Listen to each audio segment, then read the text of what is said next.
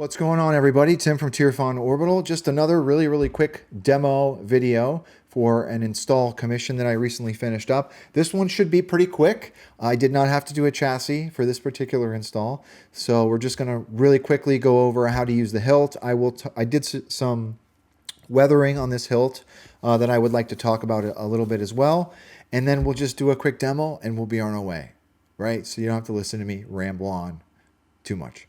So this is an Ignition Saber Company Subversion.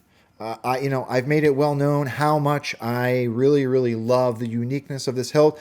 I am in awe every time I get one of these new, especially. I'm in awe at the machining on this hilt. It's beautiful. It's a really unique and beautiful piece of aluminum that deserves a lot of praise.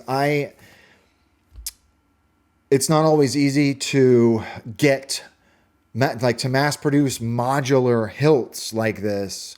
And I know that, the guys from Ignition probably don't mass produce this on a level of like Corbanth or something like that. But like to be able to get hilts machined like this in mass is not easy. And these are beautiful hilts. I really love the Subversion, and it's also a great hilt. It's great. It's a great blank canvas, right? So the Subversion looks fantastic, clean from factory. I mean, it's just a beautiful hilt, but it takes weathering really well.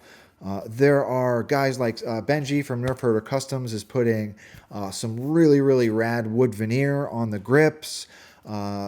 There's some other guys I think that are doing some really rad powder coating on some of these hilts. The guy, his name escapes me, and I'm gonna kick myself for not remembering. But yeah, it's just a great blank canvas hilt because you can do so much with it, right?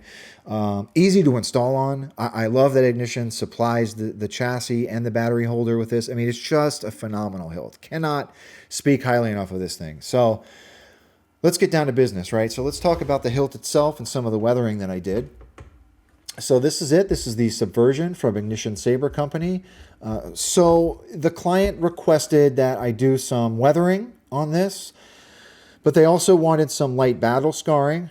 So I did do some gouges in the emitter, around the emitter, right? Did a pass with aluminum black, obviously. The client also requested that I make these shrouds a little bit darker than the remaining underbelly, if you will, of the hilt, right? So that's why we've almost got a darker tone. You can probably tell a little bit on camera. The shrouds are a little bit darker than the rest of the hilt, right? In the previous subversions that I've done, these brass posts as well as the brass crystal chamber, I've done some real world, I caught a lot of stuff shit for that. Real world weathering. Like, Tim, it's just weathering, Tim. So I did a lot of that really crusty green patina on some of the previous builds that I did, and the client just wanted to keep the brass regularly weathered. So I just did some brass black on the brass posts as well as the brass crystal chamber. Another request from the client was a big quartz point. So I put a pretty well-sized quartz point in there that's been fractured to give it some better shine through and light dissipation. Okay, and that's it, right? I also did add a brass thumbscrew. That was at the request of the client as well for blade retention. Okay, so let's talk about how to use this guy. You want to unscrew your pommel. Okay, I have already unscrewed one of the set screws for this for the purposes of the demo, but there are two set screws back here. All of the hardware has been heat stained, by the way. I try to heat stain any steel whenever I'm weathering stuff. It just gives it a better contrast against the rest of the hilt. So you unscrew those two set screws, pull your shroud off. Here is your Proffie board. Around back is where the battery tray is. So you want to take the flat part of your battery and set it in the battery tray. So there's no kill switch with this setup. You are the kill switch. You putting the battery in will turn the saber on and you will get an audible cue so you know you have a good connection. So once your battery is in, you want to slide your shroud back on. I'm just going to put one screw in so we don't waste time you watching me screw a set screw on. All right, so slide your shroud on, tighten your set screws, put your pommel back on, and you're ready to go. What are you? Some kind of a monster? I am a Jedi. All right, so there we go. There's the crystal in that crystal chamber. And it is good to go. Twist to activate, twist.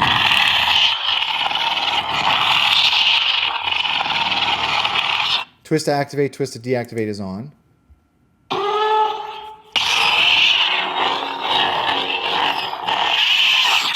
So at the client's request, I did, so this top button is the activation, or yeah, top button is the main, bottom is the aux. See what else we got. You're in fire.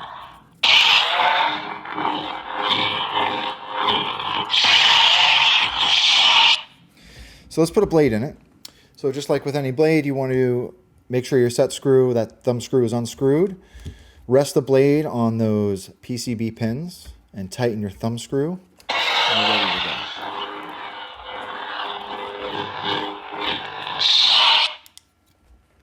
I am no Jedi.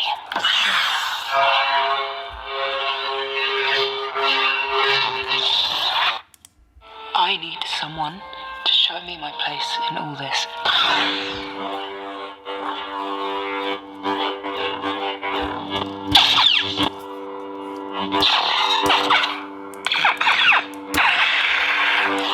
All right.